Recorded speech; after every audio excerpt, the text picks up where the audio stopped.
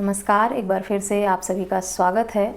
इस वीडियो में मैं बताऊंगी कि अगर झूठ बोलकर, छल कपट करके या किसी भी गंभीर बीमारी को छुपाकर आपकी शादी कर दी गई है, तब आपको न्यायालय की शरण में जाकर बिना तलाक लिए इस शादी से कैसे छुटकारा पाना है, ताकि आप मेंटेनेंस देने से बच सकें और साथ ही साथ आप के ऊपर डाइवोर्सी होने का टैग भी ना लगे। इस शादी को एनलमेंट करा के कैसे ख़त्म कराएं, संबंधित मामले में दिल्ली हाई कोर्ट का एक जजमेंट आप सबके साथ साझा करूंगी, जिसमें संदीप अग्रवाल वर्सेस प्रियंका अग्रवाल का जो मैटर है, इनकी शादी 2005 में हुई थी। शादी के शुरुआती दौर में ही पति को इस बात का पता चला कि उनकी पत्नी किसी मानसिक समस्या से ग्रस्त हैं, जिस पर पति ने पत्नी का इलाज करवाने का भी प्रयास किया। उन्हें दिल्ली के एम्स जैसे हॉस्पिटल में ट्रीटमेंट के लिए ले जाया गया और वहाँ उनका इलाज कराया, जिसमें मनोचिकित्सक द्वारा ये बताया गया कि वो एक गंभीर मानसिक बीमारी से ग्रसित हैं।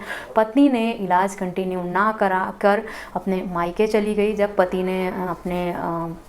पति ने पत्नी के परिवार वालों से इस मामले में बात करने का प्रयास किया, उन्हें से जानने का प्रयास किया, तो उन्होंने इस पर बिना किसी बातचीत किए वो अपनी लड़की को वापस ले गए और दोबारा यहाँ नहीं भेजा, ना ही इस पर कोई सही से जानकारी पति को दी गई। पति को ये लगा कि उसके साथ धोखा हुआ है, छल कपट करके इतनी गंभीर समस्या को छुपाकर उसकी शादी कर दी गई है। संबंधित मामले में पति न्यायालय गया मैरिज एनलमेंट के लिए, यानी शादी का शून्यकरण कराने के लिए।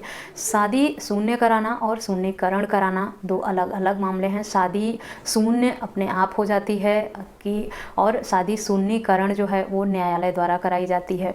अगर आपके साथ किसी भी तरह का छल कपट करके, जोर दबाव में, नशे की हालत में या किसी भी गंभीर बीमारी से ग्रसित व्यक्ति के साथ आपकी शादी छुपा कर तथ्य को कर दी जाती है, तब आप मैरिज एनलमेंट के लिए न्यायालय की शरण में जा सकते हैं। एनलमेंट कराने का सबसे बड़ा फ़ायदा ये है शादी का कि अगर आप ऐसा कराते हैं तो आपके ऊपर, अगर आप डाइवोर्स के लिए जाते हैं, अधिकतर मामले में क्या होता है कि शादी में किसी भी तरह का विवाद उत्पन्न हो, समस्या उत्पन्न हो या कुछ भी हो, तो लोगों को सिर्फ एक विकल्प पता है कि वो अपनी न्यायालय जाएं और वहाँ से डाइवोर्स ले लें।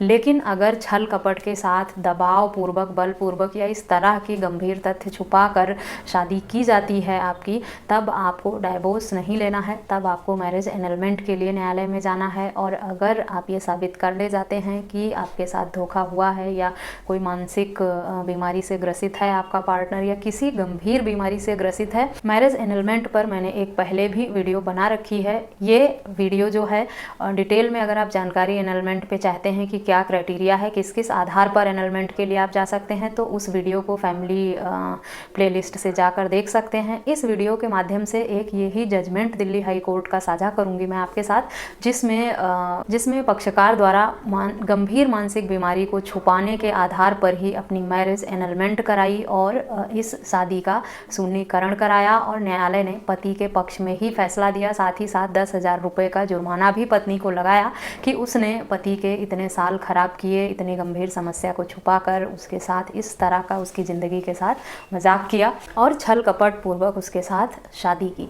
संबंधित जजमेंट में न्यायालय ने मैरिज एनलमेंट करने के साथ साथ 10,000 रुपये पति को जुर्माने के तौर पर भी पत्नी से दिलवाया है। डिटेल में इस जजमेंट को पढ़ना चाहते हैं तो डिस्क्रिप्शन बॉक्स में मैं इसका PDF का लिंक दे दूंगी, आप वहां से जाकर PDF डाउनलोड करके पढ़ सकते हैं पूरी जानकारी, क्या मामला था संबंधित व्यक्तियों का और डिटेल में क्या ग्राउंड थे, क्या आरोप प्रत्यारोप एक दूसरे पर लगाए गए थे और न्यायालय ने उन तथ्यों को पढ़कर किस तरह से पति के हक में फैसला दिया है।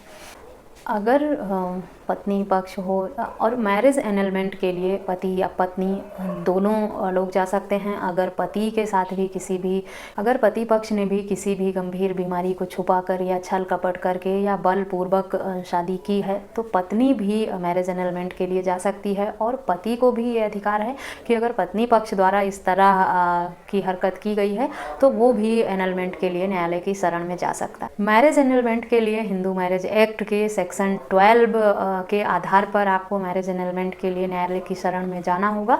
साथ ही साथ आप जिस भी आधार पर ये बात कहना चाहते हैं, चाहे पत्नी को कोई मानसिक बीमारी है या छल कपट या धोखे से या दबाव में लाकर या नशे की हालत में, बेहोशी हालत में आपकी शादी कर दी गई है। जिस भी तरह के आप साक्ष्य न्यायालय में देना चाहते हैं या जिस आधार पर आप मैरिज एनलमेंट कराना चाहते हैं, उसका साक्ष्य आपको न्यायालय में देना होगा और आप मैरिज एनलमेंट करा सकते हैं। संबंधित मामले में जब पति ने पत्नी पर आरोप लगाया इस तरह के मामले का, तो पत्नी साफ साफ मुकरती रही कि उसे कोई भी बीमारी नहीं है, सिर्फ उसे हेडेक की प्रॉब्लम है जिसकी वजह से उसने पढ़ाई भी छोड़ दी थी। उसे बस थोड़ा सर दर्द रहता है, बाकी कोई भी मेडिकल प्रॉब्लम नहीं है। जबकि पति ने जिस डॉक्टर को दिखाया था उसने ये साफ कहा था कि पत्नी को इस तरह की समस्या है, इस बीमारी से पीड़ित है, जिस पर पत्नी पक्ष मना ही करता रहा कि वो किसी भी तरह की बीमारी या किसी इस तरह की परेशानी से ग्रसित नहीं है। तब न्यायालय ने ये भी आदेश दिया कि पत्नी का मेडिकल कराया जाए फिर से, और ये प्रूफ ताकि ये प्रूफ हो सके कि उसे इस तरह का कोई डिसऑर्डर है या नहीं। न्यायालय के फैसले को भी पत्नी ने डिनाई कर दिया। पत्नी ने मेडिकल कराने से साफ मना कर दिया, जिस पर न्यायालय का मानना है कि पत्नी ना तो पति के कहने पर सही से इलाज कराती है, ना ही न्यायालय के आदेश पर मेडिकल कराने जाती है। इसका मतलब साफ है कि पति द्वारा जो भी आरोप लगाया गया है वो सब सच है, और पत्नी इस बात से डर रही है कि अगर उसका मेडिकल होगा तो सच सामने आ जाएगा। इसी वजह से वो मेडिकल कराने से मना कर रही है, और इसी बात को सच मानते हुए न्यायालय ने मैरिज एनलमेंट का आदेश दे दिया। तो अगर आप में से कोई भी इस तरह की समस्या से परेशान है, शादी के शुरुआती दौर में कोई भी इस तरह का तथ्य सामने निकल कर आता है, तब आप डाइवोर्स के लिए न्यायालय में याचिका बिल्कुल भी ना लगाएं। डाइवोर्स में अगर आप जाते हैं तो आपको इंटरिम मेंटेनेंस का लोड पड़ता है, साथ ही साथ आपके ऊपर डाइवोर्सी होने का एक टैग लग जाता है कि आपकी पहले शादी हुई थी और आपका तलाक हुआ है, आप एक तलाकशुदा इंसान हैं।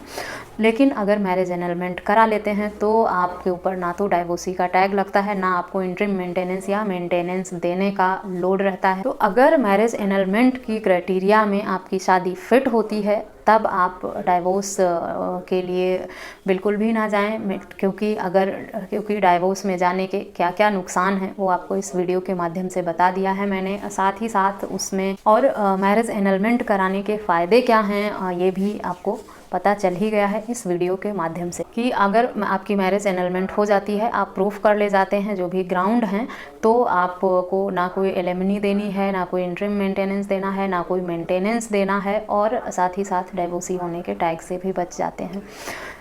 आशा करती हूँ इस वीडियो में दी गई जानकारी आपके लिए यूजफुल होगी।